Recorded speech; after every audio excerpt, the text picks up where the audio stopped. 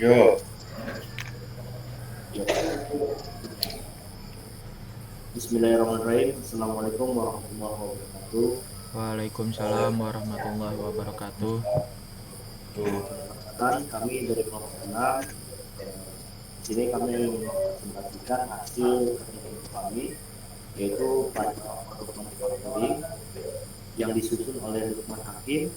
Yang kedua ada Muhammad Yunus Firdaus. Yang ketiga ada Bang, Misda rada gedein. Lutfi Fatri. Dan saya sendiri Muhammad Mardiansah.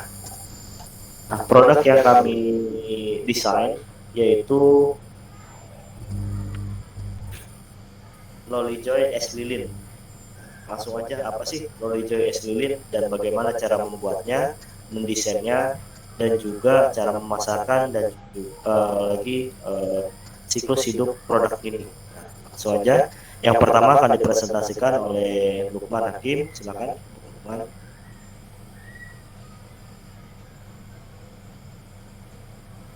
oke baik. Es lilin Holy Joy. Es lilin pada masanya sangat digemari. Di tengah maraknya es krim modern, produk es lilin Holy Joy tersedia untuk memenuhi keinginan pelanggan yang ingin bernostalgia dengan cita rasa tradisional. Besarnya rasa cinta seseorang akan es krim pada masa kecil mendorong terciptanya es ini yang menggunakan resep tradisional untuk dinikmati oleh semua kalangan saat ini. Sebagai salah satu produk tradisional khas Indonesia, tentunya es lilin Noli Joy selalu berupaya untuk memberikan cita rasa autentik pada berbagai variasi rasa yang ada.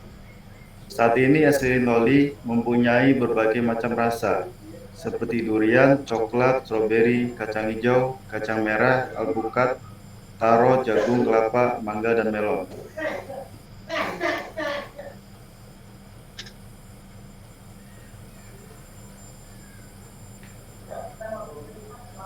Untuk target pasar es lilin Joy yaitu untuk semua kalangan dan umur, terutama anak-anak. Ada dua cara untuk pemasaran produk ini, yaitu secara offline dan juga online. Pemasaran offline dilakukan dengan membuat booth di sekitar sekolah maupun tempat ramai. Es lilin juga akan dipasarkan menggunakan titip jual, dititipkan di tempat ramai seperti minimarket, rumah makan atau restoran, mall, maupun warung.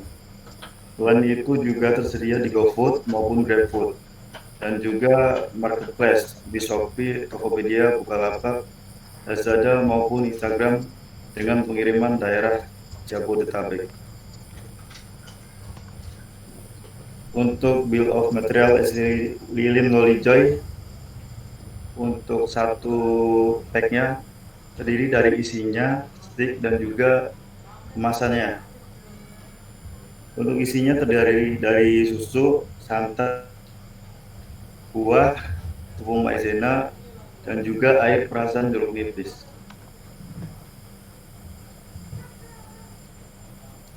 Untuk bahan baku es lilin per 15 piece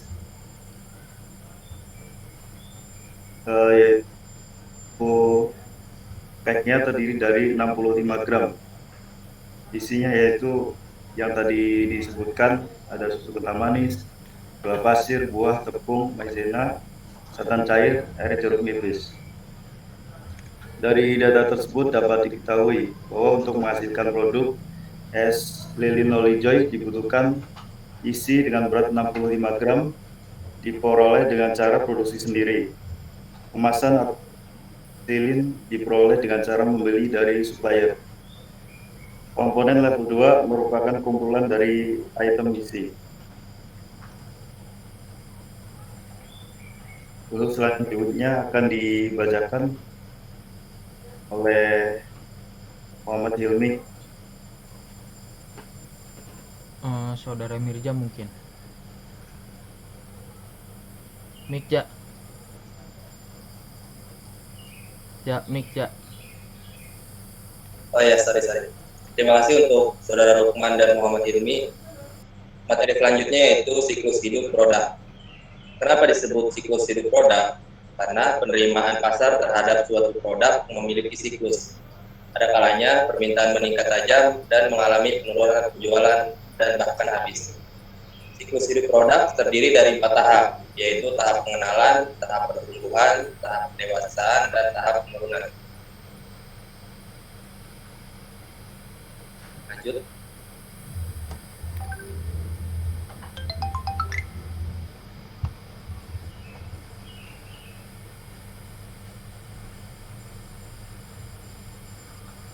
Lanjut Bang. Ya, sebentar. Next slide, Bang. Ini dia nggak mau nih.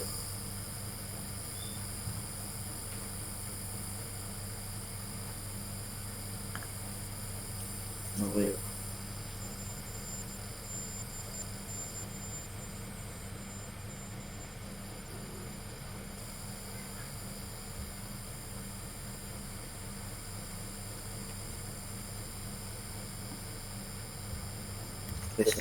Dari tadi juga nggak jalan. Oke, selanjutnya yaitu tahap pengenalan. Tahap ini ditandai dengan pertumbuhan penjualan yang lambat, karena diperlukan beberapa waktu untuk memperkenalkan produk ke dalam pasar. Pada tahap ini, produk es lilin Loli Joy mengalami keuntungan yang sedikit, bahkan negatif. Penyebabnya yaitu biaya promosi dan distribusi yang tinggi, namun penjualannya masih rendah. Pada tahap ini, biaya promosi tinggi karena intensitasnya memang tinggi untuk menginformasikan produk yang belum kenal. Harga atau biaya pada tahap ini juga tinggi karena tingkat produksi yang masih rendah dan dibutuhkan margin yang tinggi untuk mendukung kampanye promosi yang intensif. Next. Strategi promosi pada tahap pengenalan produk es lilin Loli Joy yaitu yang pertama, eksistensi di media sosial. Dua cara untuk memperkuat eksistensi di media sosial yaitu dengan cara meningkatkan engagement di media sosial dan beriklan. Lakukan posting setiap hari di seluruh akun media sosial dan lanjutkan promosi dengan memperbanyak kuis berhadiah voucher es lilin atau giveaway lainnya dengan rutin. Yang kedua yaitu meluncurkan promo untuk momen-momen tertentu. Pada momen tertentu, diskon diberikan agar penjualan meningkat dengan perhitungan yang pas. Diskon juga diberikan saat stok menumpuk. Daripada menanggung kerugian yang bisa jadi akan lebih besar lagi, maka dibuatlah program diskon dengan harapan barang lekas terjual dan modal berputar dan dapat meminimalisir. Dalam menjalankan diskon ini dibuatkan rencana yang matang. Mengenalkan produk secara langsung ke sebuah perusahaan seperti resto, minimarket, warung, dan sebagainya, serta mengajukan proposal kerjasama dan juga memberikan sampel es lilin. Next. Selanjutnya yaitu tahap perkembangan. Pada tahap ini, penjualan es lilin Loli Joy mulai meningkat secara cepat. Dampak dari promosi dan pengenalan produk yang tepat sasaran. Dan disinilah keuntungan meningkat sebagai akibat dari meningkatnya volume penjualan dan menurunnya biaya produksi karena peningkatan volume produksi. Dan di tahap ini juga mulai muncul para pesaing karena mereka melihat adanya kesempatan pasar. Pada tahap perkembangan, es lilin Loli Joy menerapkan strategi sebagai berikut. Yang pertama yaitu meningkatkan kualitas produk. Yang kedua, menambah varian rasa. Yang ketiga, memasuki segmen pasar baru. Yang keempat, meningkatkan cakupan dan memasuki saluran distribusi baru. Dan yang kelima itu meningkatkan produksi dengan cara menggunakan mesin berteknologi canggih. Next. Tahap kedewasaan. Pada tahap ini, semua proses potensial sudah dimasuki dan jualan pun mulai melambat. Tahap kedewasaan terbagi menjadi 3 bagian, dewasa bertumbuh atau grow maturity. Walaupun pasar sudah jenuh, namun masih ada perkembangan walaupun sedikit. Yang kedua yaitu dewasa stabil atau stable maturity. Pertumbuhan penjualan hanya diperoleh dari pertumbuhan populasi. Dan yang ketiga yaitu dewasa menurun atau decaying maturity. Pada tahap ini mulai terjadi penurunan penjualan karena pasar sudah mulai bosan dan beralih ke produk lain. Agar produk tetap eksis di pasaran pada tahap kedewasaan, maka es lilin Loli Joy perlu melakukan strategi sebagai berikut. Yang pertama itu memodifikasi pasar dengan konsep menarik perhatian orang yang bukan pemakai dan memasuki segmen pasar baru dan juga merebut pelanggan pesaing. Yang kedua yaitu modifikasi produk dengan cara meningkatkan volume penjualan dan memodifikasi karakteristik produk melalui peningkatan mutu produk, peningkatan ciri-ciri atau variasi rasa produk, dan peningkatan model produk. Yang ketiga itu modifikasi bauran pasar dengan diskon harga, distribusi, iklan, sales, personil penjualan, dan pelayanan. Materi selanjutnya akan dibacakan oleh Saudara Hilmi. Terima kasih.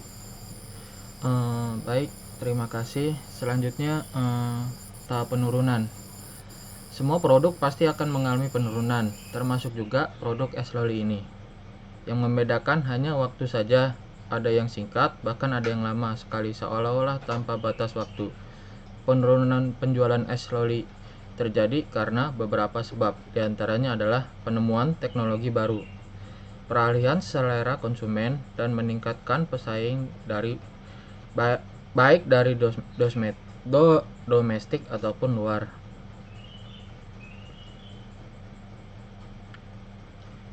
Nah, proses produksi berdasarkan DFM. Diawali produksi, es lilin loli masih menggunakan peralatan-peralatan sederhana atau manual, belum menggunakan mesin. Kedepannya, produksi akan menggunakan mesin yang dirancang khusus untuk es krim dan telah dimodifikasi dengan menggunakan lapisan thermal oil jacketing untuk menghasilkan panas 200 derajat Celcius agar dapat membunuh bakteri tanpa harus mempengaruhi panas pada tangki utama di 85 derajat Celcius, sehingga kualitas dari susu, santan, dan buah yang diolah tetap terjaga berkualitas dan menghasilkan es krim yang nikmat. Proses pendinginan juga menggunakan jacketing system, di mana tangki dilapisi lapisan yang berisi air yang sangat dingin untuk menurunkan suhu adonan es krim dari 85 derajat Celcius ke 3 derajat Celcius dalam waktu yang cepat. Proses pendinginan ini diperlukan supaya bakteri tidak berkembang sehingga es lilin yang kami buat sehat untuk dikonsumsi. Selanjutnya, proses pembekuan es lilin dilakukan pada suhu minus 40 derajat Celcius dengan singkat untuk mencegah pemisahan pada adonan es lilin. Seluruh proses baik pendinginan ini dilakukan secara cepat tanpa menggunakan gas atau api, sehingga adonan es lilin tetap memiliki tekstur, kepadatan, serta rasa yang berkualitas tinggi dan aman untuk dikonsumsi. Berikut adalah alur produksi es lilin. Nah, ini dari buah coklat, lalu dilakukan pemanasan, jadilah coklat cair. Nah, ketika ingin rasanya buah tersebut dilakukan pencucian, lalu pengupasan, penghancuran, jadilah bubur buah untuk perasa. Untuk es krimnya sendiri yaitu santan, pemanasan, lalu dipanasin sampai mendidih, dicampurkan gula, lalu jadi adonan santan, dicampur tepung dan susu, lalu pengadukan sampai mengental. Nah, dicampur dengan rasa buah atau rasa coklat, dicampur dengan air jeruk, lalu dilakukan pendinginan, pencetakan, dan pembekuan, lalu dikemas. Next. Nah, ini dari alur produksi di atas, maka proses produksi es lilin loli berikut seperti yang saya sudah terangkan di atas. Di sini mencoba diterangkan lagi. Pelumatan atau penghancuran buah menggunakan blender sampai tekstur lembut. Jika akan membuat es lilin rasa coklat, maka coklat terlebih dahulu dicairkan dengan cara dipanaskan. 2. Menghancurkan santan dan gula pasir. Rebus kedua bahan sampai mendidih Sambil diaduk agar santan tidak pecah. Setelah santan dididihkan, masukkan susu kental, manis, dan tepung maizena. Aduk kembali hingga mengental, kemudian matikan api dan angkat. Menekan air, menambahkan air perasan jeruk nipis, memasukkan buah atau coklat yang sudah dihancurkan, aduk-aduk hingga dingin. Jika sudah dingin, adonan dimasukkan ke dalam cetakan es lilin. Masukkan adonan ke dalam freezer hingga es lilin membeku. Mengeluarkan es lilin dari cetakan, lalu kemas produk. Lalu akan dilanjutkan oleh Saudara Muhammad Mardiansyah.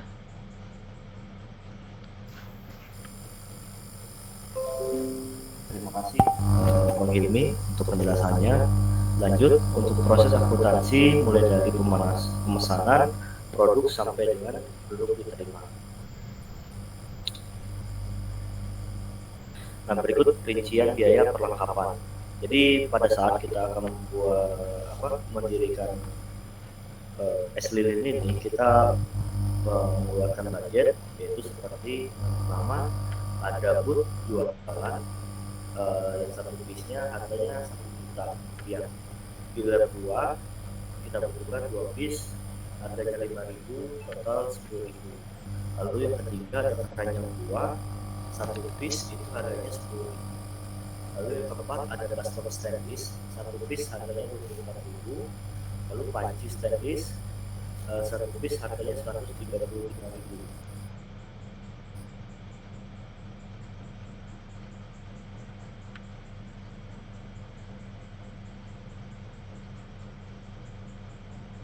Bang,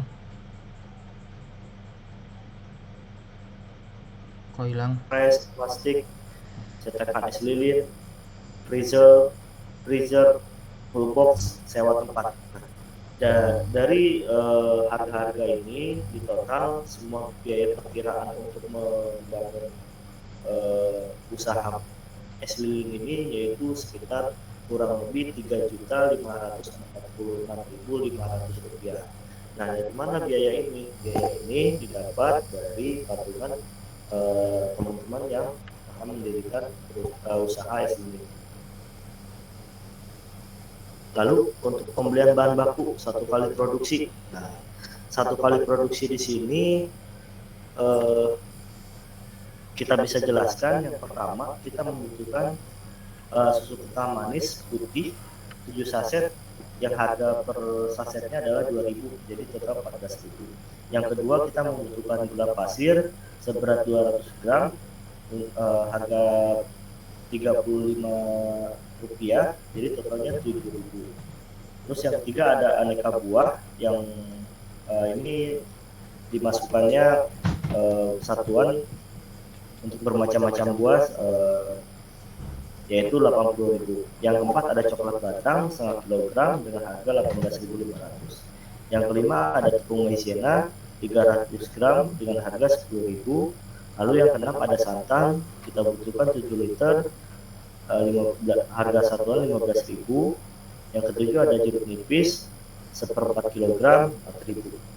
Jadi total perkiraan biaya keseluruhan adalah 238.500.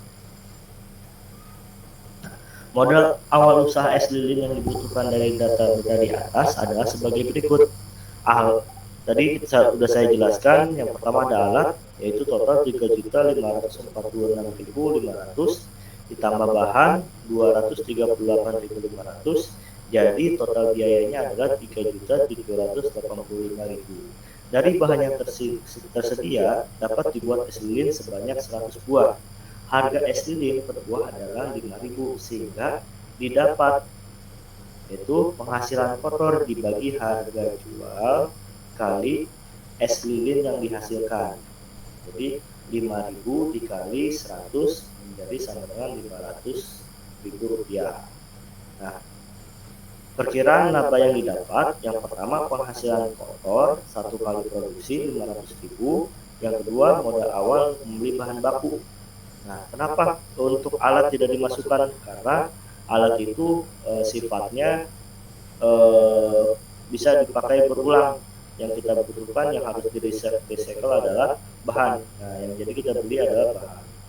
Jadi laba awal didapat 500.000 dikurang 238.000. Jadi laba bersih kita 262.000.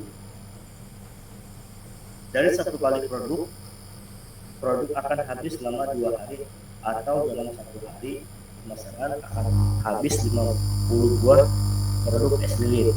Jadi laba yang diperoleh dalam 1 hari pemasaran adalah 131.000. Dalam waktu 1 bulan diperoleh laba per hari dikali jumlah hari dalam 1 bulan. Jadi kita ambil contoh dalam 1 bulan ada 30 hari. 131.000 dikali 30 hari, jadi laba bersih adalah 3.930.000. Dalam setiap kali produksi disisihkan 15.000 untuk mengganti alat-alat yang sekiranya perlu diganti. Dalam 1 bulan akan tersisih uang sebanyak 225.000 sebagai cadangan untuk mengganti alat produksi. Nah, kesimpulan dari presentasi kelompok kami yaitu dapat diperoleh 1. Dari pembahasan yang telah dijelaskan di atas dapat disimpulkan bahwa usaha es lilin ini dapat membuka peluang usaha cukup besar dengan memperkuat konsep dan pemasaran yang akan dilakukan agar usaha ini lebih maju dan besar lagi. Jadi yang kita gambarkan tadi itu mungkin 1 booth. Nah, kalau misalnya dikalikan beberapa booth ataupun beberapa warung ataupun marketplace yang kita pasang, nah mungkin pendapatan kita dalam 1 hari akan lebih meningkat. Nah, yang kedua, selain itu usaha ini dapat dimulai dengan modal yang tidak terlalu besar, tetapi laba yang didapat cukup memuaskan. Yang saya bilang tadi, nah itu kan baru 1 ya tadi. Nah, kalau misalnya lebih banyak lagi, pasti kan pendapatannya itu jauh lebih banyak lagi. Selain itu juga, usaha ini terus dikembangkan maka banyak tenaga kerja yang dibutuhkan dalam usaha ini sehingga dapat menciptakan lapangan pekerjaan bagi yang membutuhkan pekerjaan. Yang ketiga, keuntungan atau laba pada usaha ini cukup menjanjikan karena dalam waktu 1 bulan diperkirakan modal telah kembali.